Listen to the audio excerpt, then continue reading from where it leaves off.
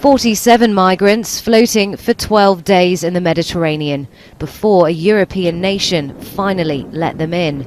They're the lucky ones, because a push by Italy and Libya's Coast Guard to stop the flow onto the continent means many end up here instead. Trapped in Libyan detention centres that rights groups say have left them vulnerable to torture, forced labour and rape. Aid groups have attempted to ramp up their presence, but they say access is unpredictable, and migrants tell us they barely notice a difference. Reuters hasn't been able to get access for over a year. These videos have been sent to us by an Eritrean migrant captured on the way to Italy. This toilet, there's only 6 of them for 500 men.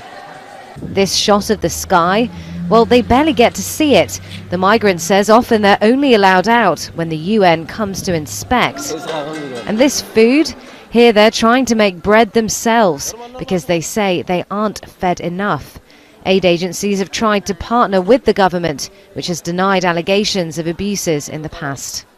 200,000 people are detained in the most appalling conditions across Libya, and we work in some of these detention centres, and they have as many as 600 people in a room where they can barely lie down next to each other. They have limited access to healthcare, although the International Rescue Committee is trying to provide inoculation and basic healthcare treatment. And they don't know whether they can move forward or move backwards in their asylum seeking process. So it is substandard. It is being funded by European donors, including the UK government, and that's where we think there's a problem, because the kind of aid that we want to see is not the kind of aid that is actually being delivered inside Libya right now.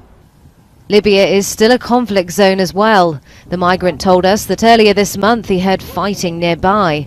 During these battles, the detention centre's guards abandoned the place, leaving the migrants to their fate.